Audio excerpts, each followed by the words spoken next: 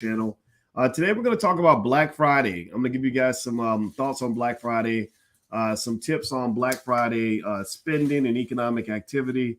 We're going to talk about Walmart actually overtaking Amazon as the new Black Friday king. So get comfortable, buckle up, seatbelt. We're going to get started on the Black Financial Channel right now.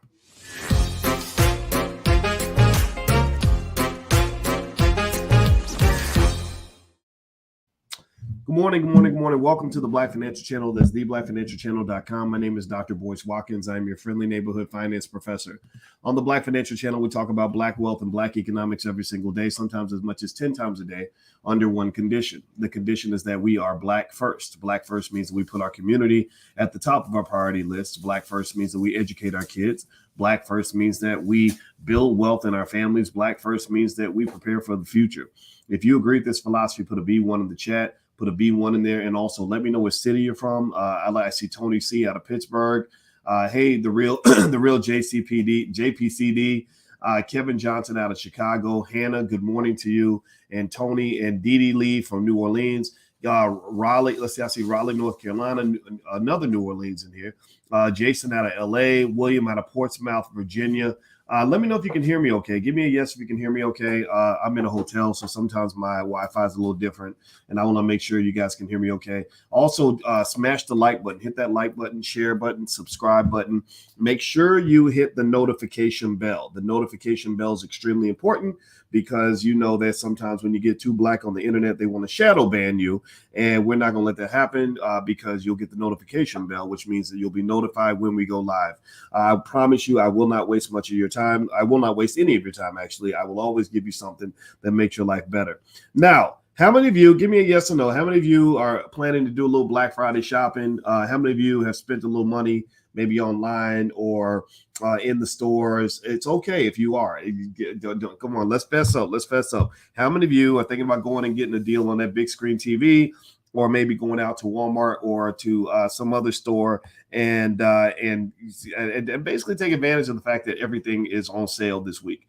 Give me a yes. Come on. Let's see. I see Michi says no. Rakud says no. I see a lot of no's. Now, Tim says yes. See, Tim's honest. Tim's honest. Some of y'all in here lying. Some of y'all are making stuff up.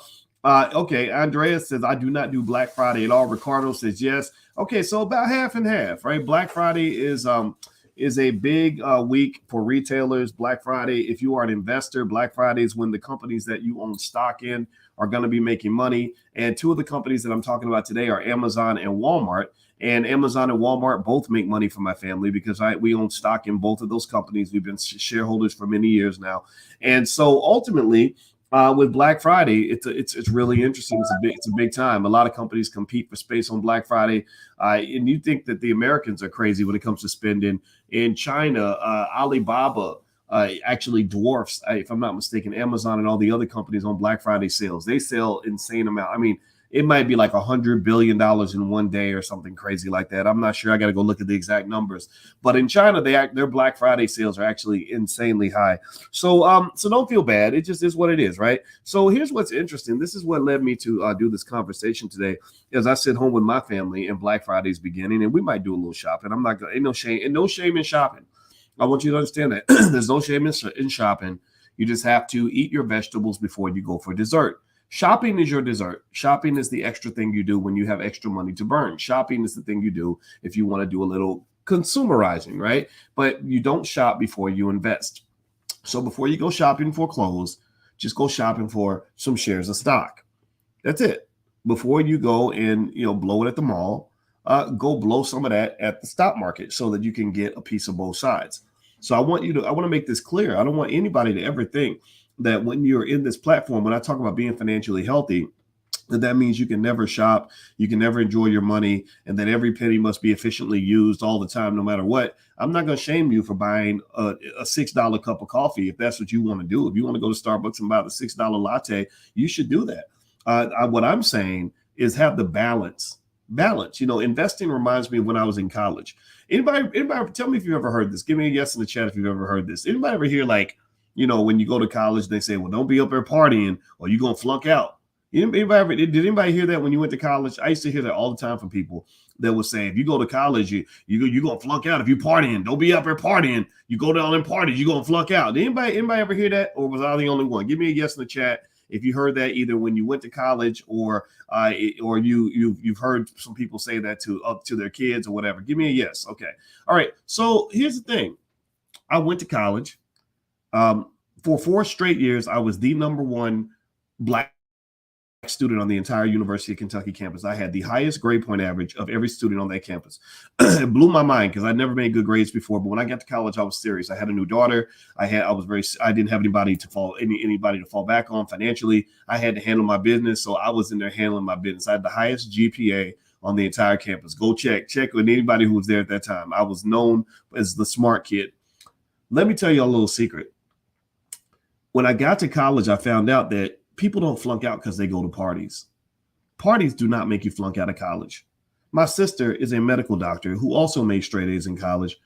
She went to every party known to man. She would go to parties on other people's campuses. That's how much of a partier my sister was. Parties don't make you flunk out. The only time you flunk out is when you don't study between the damn parties. That's what made you flunk out. If you go into the parties and you're not studying, then you're going to flunk out. But if you don't study, and even you can flunk out even if you don't go to parties. I knew people that didn't go to parties that flunked out because they didn't do their homework. They didn't handle their business.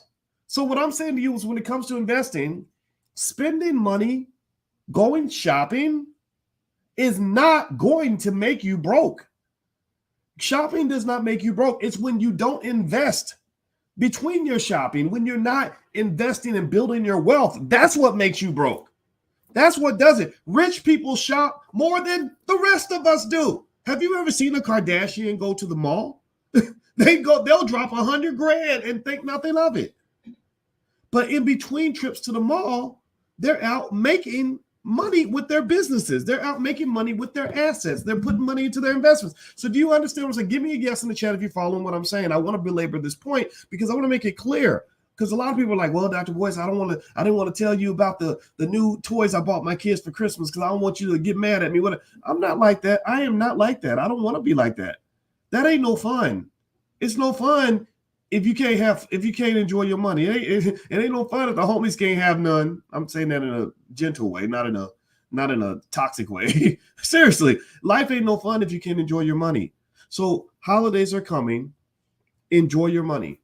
Buy your kids toys. Kids like toys. They don't want to get just shares of stock for Christmas every year. They want something in addition to those shares of stock. All I'm here to do is to be the reminder to say to you, in between all the toys, get your kids something that's going to really last them for life.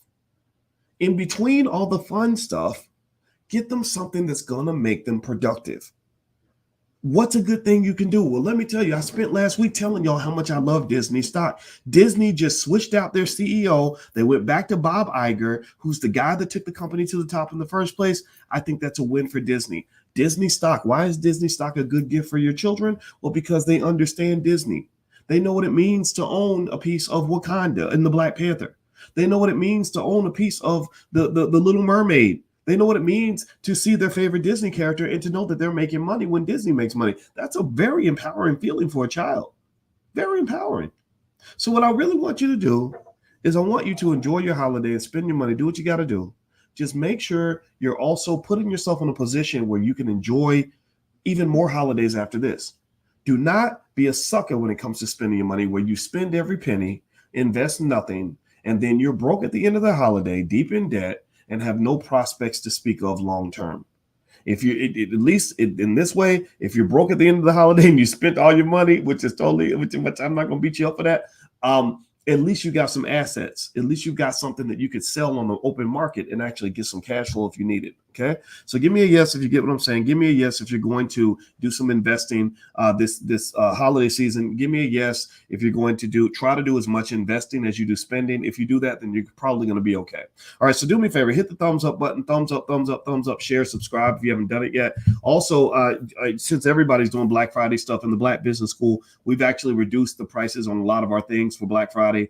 We have a great wealth building program for children called Black Millionaires of Tomorrow. We have educated millions and millions of our children, Black children all around the world, on economics and things like that. I designed this program based on what I taught my students at Syracuse University. I just chopped it into baby food, basically, so that any child can understand it, or even their parents are learning from it. So if you'd like to actually take advantage of that offer, I think we put it up at 60% off or some massive discount. Just go to BoyceWatkins.com and you can find the program there. You can also find access to my wife and I are doing a Love and Money Masterclass. So if you are a couple and you want to learn about love and money and relationships and how to make money strengthen your relationships and have your relationship strengthen your money, then we're your people for that. So feel free to go to BoyceWatkins.com. All of that's there. Hit the thumbs up button, thumbs up, share, subscribe, hit the notification bell if you haven't done that yet also. All right, so here's what it says here on CNBC. It says Walmart took the top spot among shoppers who are searching online for Black Friday discounts, according to data from Captify. Amazon last year topped the ad tech companies list, but this year they fell to fourth as of Friday morning. That's a big deal. That's a very big deal. Amazon, like Disney, just switched out from their iconic CEO to a new person. I've got Jassy, Andy Jassy. They switched from Bezos to Jassy. This is bad for Amazon. Amazon usually dominates online shopping during the holiday season. I knew Walmart was going for the jugular. Apparently, Walmart has achieved a hell of a victory with this. They said retailers are battling for shoppers' eyeballs and wallets amid an unusual holiday shopping season clouded with sky-high inflation. So right now, you've got really high inflation, and people are sort of looking to see how the consumer is going to react. And all of us in here, most of us are part consumer, but remember, I want you to be part investor because I want you to benefit from the consumers that exist in this country. So right now, what's going on is they're watching consumers. They're like, man, this inflation is insane. Are they still going to show up like they always do? Is that shopping addiction strong enough to keep consumers coming? And what they're finding is the answer so far has been yes. And unfortunately, this is why I want you and your children and your family to become producers and investors in addition to consumers, is because it does become a drug addict, drug pusher relationship. These companies are selling products, some of which you're not even going to be using a year from now, but people will spend money like crazy. Well, why is that? Well, because from the time you're born, you are trained to be a consumer. And that's especially true if you're Black. I want you to pay attention to how many relatives you have who got up early in the morning or stayed up late at night to go Black Friday shopping. Pay attention to how many people in your family see Christmas as a commercialized event where their job and their goal is to spend every penny they have to make sure the babies have a good Christmas. Make sure we got to go buy the babies Christmas, right? We're trained on that. That's what we're trained to do since we're children. And this is something that I need you to examine because it's that financial psychology piece that is causing Black wealth to continue to decline. And I'm not talking about you. A lot of you are in here because you're conscious, you're economically conscious, and you're trying to become more conscious. And I respect that. I'm really talking about people who just kind of go along with whatever society tells them to do.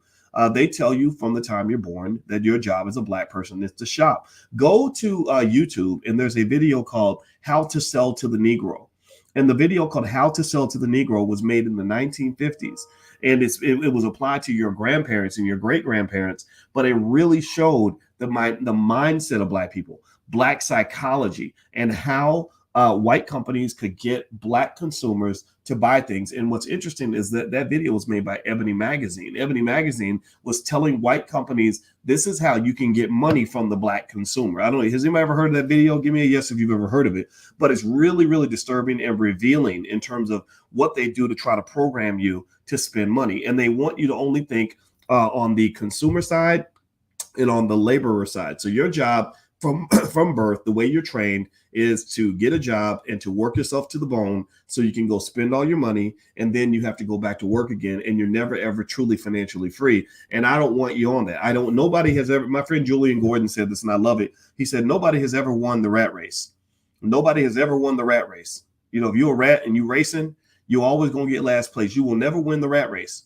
So at some point, you must exit the rat race, and investing allows you to exit the rat race where you're not just a rat kind of trying to chase a piece of cheese and running on a treadmill. You're actually getting ahead and owning assets. And you start by owning things like stocks and bonds consistently with the $5 a day investing plan, which is free, by the way. You can go to BoyceWatkins.com. We've taught this to millions of people, and we'll teach it to you for free. So just go to BoyceWatkins.com. It's right there. It's from the Black Business School. And then number two you own real estate. That's why everybody, even if you can't own a home, you should learn how to buy a home. You should just study the process. YouTube videos don't cost you nothing. Start learning how to buy a home so that when you get that bread together, you'll know what move you can make. You'll know what opportunities are out there. Your $1 million opportunity is out there. You just have to know how to find it, right? And then the third thing you do is you do entrepreneurship.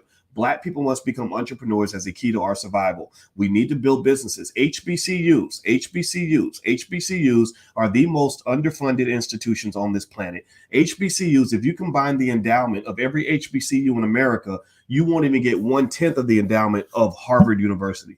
All of the Harvard University has an endowment that's about 43 times greater than the endowments of all the HBCUs in America combined. Is that racism? Yeah, well, it's partly racism for sure. We deserve reparations, but a big part of it is also due to the fact that HBCUs don't produce business owners. HBCUs don't produce the level of business owners necessary to come back and make the kinds of investments and donations to those institutions that will allow them to have multi-billion-dollar endowments. Give me a yes if you understand what I'm saying. Give me a yes. I want some confirmation and feedback so you understand where this is going. So basically, HBCUs, they produce millions of employees. These employees go and they build wealth for white people. Those white people running those big businesses, they go back to Harvard and Yale and Stanford and the white universities. They make billion-dollar donations. Your HBCU grads who are employees of these big companies, they can only give maybe $80. Maybe they give $300 at the reunion if they're really balling out of control. You need those millionaire, billionaire alumni, and you're never going to get that if all you're producing are employees. So if you're at an HBCU and they ever say, well, what should we do next? We're struggling. We ain't got enough money. Where do we find the bread? Tell them to come listen to me. Tell them, say, hey, Dr. Boyce Watkins has a blueprint. His PhD is as real as every faculty member on this campus. He loves Black people, and he shared the message for many years. Dr. Claude Anderson lives right down the street from Howard University. You can talk to him. There are many, many people out here that understand the formula, but you got to get your brain out of a cage. You cannot figure this out when your brain is in a cage. Give me an amen in the chat if you understand what I'm saying. Give me a yes or amen or some kind of confirmation. Let me know that this message is sinking in, because I really want our people to know the secrets. And in fact, that's why, and I'll mention this to you guys. I mentioned it before. I'm going to keep mentioning it because I need everybody to know this. In the Black Business School, we just established the first ever Black Financial Therapy Department, the Black Financial Therapy Department. That came from my beautiful wife, who is a licensed therapist and a full professor of social work. Not just a professor, she's a full professor. Give that Black woman her respect. I hope that you'll join me in doing that. Black women that achieve at a high level deserve our respect. So my wife is a full professor of social work and a licensed therapist and a certified trauma professional. It was through talking to her about therapy and all the and trauma that I realized, number one, most Black people need therapy. I don't care how healthy you think you are. I don't care how much you think you got it together. I don't care how many master's degrees you got. You probably need therapy because racism is hard, and the things we've gone through have been terrible. And the things that happened to you didn't deserve to happen to you. You probably need therapy. There are many Black therapists that can help you. Number two, it is because of this trauma. It is because of this mindset. It is because of the brainwash. It's because of the constant battering against our minds that we end up making mistakes when it comes to our wealth. That you can't really build empires if your mind ain't right. If your brain is so gone from everything from trauma to ADHD to all the other craziness that happens in our community, how the hell you think you're going to build empires when you can't even focus? Only focused people can build empires and maintain them. Only focused people can do that. A lot of us, because when we were a baby, our daddy abandoned us, and then our mama beat our ass every day, and our cousin Pookie got shot when we were 7, and Lil Rerun, our best friend, got sent to prison for 80 years, and our baby mama is driving us crazy, and the white man is on our neck, and the police are harassing us every day, and then all the other things that come along with being Black. You get into survival mode. You can't even think what it means to actually build economic empires. So in order for us to do that, we have to do therapy. We have to do the hard work. So my wife has been doing a lot of research with me on all the different psychological barriers that keep us from building Black wealth in our community. And that's what our Black Financial Therapy Department is all about in the Black Business School. So I'll keep you guys posted on that. The first thing we are going to do is we're going to do a love and money masterclass, because a lot of the reason our wealth doesn't grow is because we can't keep our families together. Our relationships fall apart just like that. And that is a huge impediment to wealth. So we're doing a love and money masterclass that starts on December 4th. If you'd like to learn more about it, just go to boycewatkins.com. Again, in the spirit of Black Friday, we literally dropped the price by about 60%. The regular fee to join for 4 weeks for lifetime access is $4.99. We dropped that to $139. So if you'd like to join, feel free to go to boycewatkins.com. The link is right there, and we'll get started December 4th. And my wife and I are going to co-teach that together. All right. So do me a favor, hit the thumbs up button. Thumbs up, thumbs up, thumbs up, share, subscribe. Make sure you hit the notification bell. That's really important. I need you to hit the notification bell, please. All right. So here's what is also stated. Let's get back to our core topic on Walmart and Amazon. I find this really fascinating. Amazon was pretty much dominant in the whole online retail space. But apparently Walmart has been creeping up hard. And they said searches for Black Friday discounts on Walmart surged 386% year over year, leapfrogging Amazon, which last year ranked first in Captify's survey of most search retailers on Black Friday. This year, the world's largest e-commerce company ranked fourth behind Target and Kohl's. What? Did you hear that, babe? Target and Kohl's beat Kohl's? Does anybody shop at Kohl's? I don't shop. Do you shop at Kohl's, baby? I don't shop at Kohl's. Who shops at Kohl's? How did Kohl's beat Amazon? That's crazy. They said retailers are battling for shoppers' eyeballs and wallets at a time when the holiday shopping season is expected to be more subdued than in years past. Americans are expected to pull back on their holiday shopping this year as sky-high inflation squeezes their spending power. The National Retail Federation said it expects holiday sales during November and December to rise between 6 and 8% from last year, a decline when factoring in the effect of inflation. Online sales during the months of November and December are forecast to grow a meager 2.5% to $209.7 billion, compared with an 8.6% increase a year ago. Okay, online sales in the months of November, okay, they're going to grow 2.5%, but they're still growing, right? Growing is still kind of a big deal, right? I mean, it's not growing as fast as it was before, but that's the weird thing about the stock market is that growth isn't good enough. It's like if your growth is slowing, then your stock price will get hammered. Now we're not just dealing with slowing growth. We're actually dealing with declining revenues. For example, Facebook is a company that is actually dropping in its total revenue. That's why you saw Facebook stock drop by about 70% in the last year. Mark Zuckerberg's bet on the metaverse isn't exactly panning out the way people thought, but there's a lot to be told in that story, though. He could end up being correct in his assessment. But right now, I think Zuckerberg lost $100 billion in his net worth last year, which is kind of crazy. So you've been watching these billionaires just topple over slowly. One of the things that I do think about, this is one lesson you can kind of learn from watching all this is, you know, when it comes to investing, you have to spread your money out. You can't put all your money in one company. You can't put all your money in one industry. You know, Sam Bankman-Fried had all of his money in crypto apparently and lost $26 billion in net worth over the weekend. You got to spread your money out. And one of the things that I did that I'm really proud of was during the pandemic when stocks were just going crazy, my wife and I went and we sold a bunch of stock and went out and bought some property. You know, we bought a house in a couple of places actually, and we rent them out. And it's an income stream that is consistent regardless of the value of the property, right? So ultimately, what I encourage you to do is when times get good, they're going to get good again, just so you know. Don't think that it's always going to be bad. It never stays bad forever. It always gets better. When times get good and you start making that money hand over fist, don't go doubling down and tripling down on the stuff that's making you the most money. A lot of these things that were making money are now doing very, very bad. What you do is you spread your money out. In fact, there were many things that were occurring in the last year or two that were out of control. You had things called SPACs, special purpose acquisition companies that were making easy money hand over fist. SPACs are pretty much dead. You had a lot of IPOs. You had a lot of companies that weren't making money, that were just accumulating market share, that weren't actually making a profit, that were growing because they had a big market share but weren't making any money. A lot of those companies are hurting pretty badly. You had a lot of industries, tech companies in particular. The NASDAQ was on fire for a while. I mean, some of these tech companies had valuations that were, 40, 50 times earnings. That's not true anymore. A lot of that has deflated. So you're really kind of dealing with a major correction right now, but that's a good thing. I think crypto is going to be stronger than ever when it finally comes back. I think that the IPO market, the stock market is going to start making more sense. What happened was for a while, the stock market got to a point where experts like me people that were sort of that broke our teeth on standard economic valuation models, we were just like, what the hell is going on? Like, these valuations don't even make any sense. We don't know where they come from. They come from outer space. There was a lot of what is called irrational exuberance. People were just going crazy, buying anything. Prices were doubling, tripling overnight. That's not happening anymore. So this is a good time to really invest if you do have a little bit of extra cash. And if you don't have a lot of extra cash, that's okay. Don't count yourself out of the game. We just got to get you ready. So if you go to boycewatkins.com, the $5 a day investing plan is right there for you for free.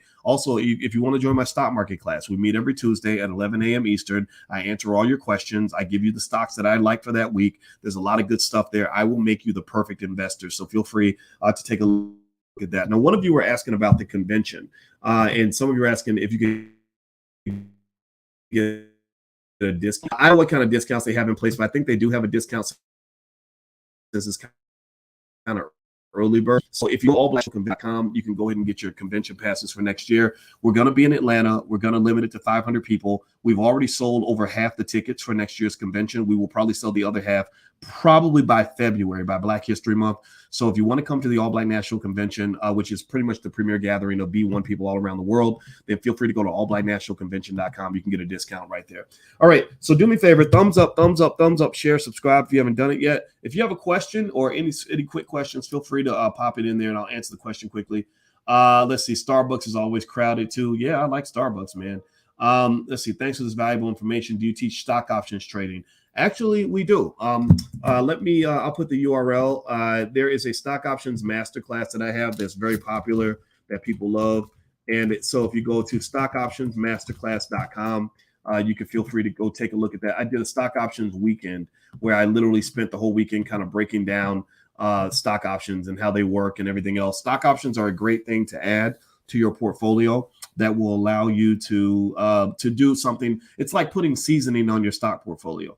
So, if you eat food without seasoning, it tastes pretty bland. It's pretty boring. But if you throw a little something on it, it makes it just right. Well, stock options kind of do that. Stock options give you seasoning on your portfolio. They allow you to create leverage if that's what you want. They allow you to hedge a little bit better, whatever it is you're trying to do. So stockoptionsmasterclass.com. Feel free to go take a look at that. Let's see here. Doc, when are you doing another gaming Q&A? You know what? I haven't done one in a while. I think what they're asking about is I started playing video games a little bit just to do something a little different to challenge myself. That's one activity I encourage everybody to consider. Like, I'm 51, and one way I try to keep myself, energized is by forcing myself to learn a new skill. I don't want to be an old dog who can't learn new tricks. I always want to be a mature, intelligent dog who is always willing to absorb new information and pick up new skills. So I saw my son playing Call of Duty, and I challenged myself to see if I can learn how to play so I can play with him, so I can spend time with him. That was my investment in him. And so I took the time, and I was a complete fool for a long time. I didn't know what was going on, but eventually I got good at it, and I started to enjoy it. So one thing I started doing for young people that might be watching is I said, what if I just play Call of Duty on my YouTube channel and answer stock market investing questions while I play the game? So that's what I do. So every now and then I'll do that. The reason I haven't played a lot is because two reasons. One, the game just changed. They just did a part 2 or something. And the game I really enjoy, the version is gone. So I'm kind of depressed about that. But then number 2, I've actually been spending a lot of time learning how to become an airplane pilot. So that's my next big challenge is I've actually been I've been working with my flight instructor. And pretty soon I will buy me an airplane, and I'm going to name it after my parents. I'm going to call it the Robin and Larry. And I'm going to take you guys on a tour of my airplane once I learn how to fly. And I will be Captain Boyce Watkins, but not a real captain, but it'll be fun. So anyway, that's why I haven't done a lot of stuff in that area. Let's see, what's the best course for someone that's just started off with investing? If you go to my website, boycewatkins.com, you can join the Black Stock Market Program. That's extremely popular. A lot of people like that a lot. And we meet every Tuesday. And no matter how silly your question is, I can get you started. And some people bring their whole family. We do it online. It's really great. So feel free to just go to my website and look for my stock market investing class, and you can join there. I think the first month is free. So feel free to take a look at that. Let's see. What's the ABNC website for early bird tickets? Oh, it's allblacknationalconvention.com. So I'll put that on the screen again for you. There you go. There's the URL.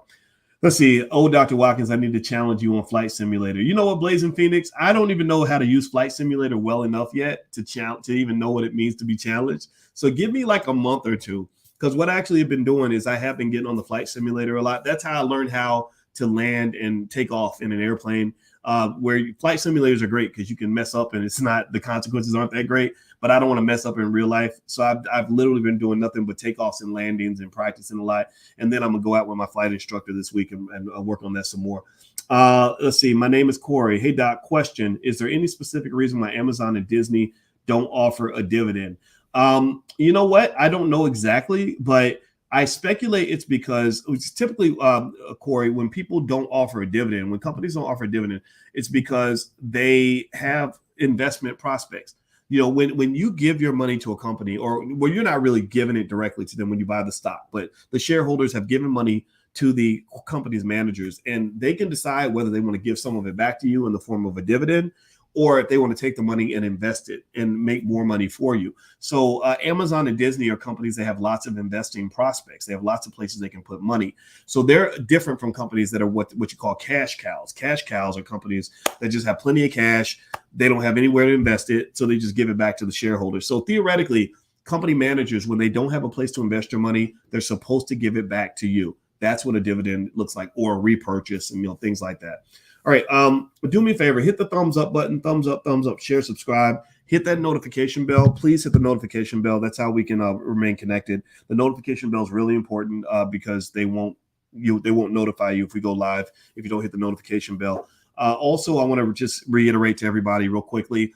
Be careful because there are fake Boyce Watkins pages out there. Sometimes a fake Boyce Watkins will come in the chat and he'll say inbox me, or he'll start selling you crypto in a private inbox message. I have to warn you guys about that because I don't want you to get shook up or taken or anything like that. One other thing that I saw that was really interesting today was that they said the IRS is now warning people that there's a new $600 threshold for third-party payment reporting. They said the IRS on Tuesday warned taxpayers about the new $600 threshold, Form 1099-K, for third-party payments. The change applies to payments from third-party networks such as Venmo or PayPal, or transactions such as part-time work, side jobs, or selling goods.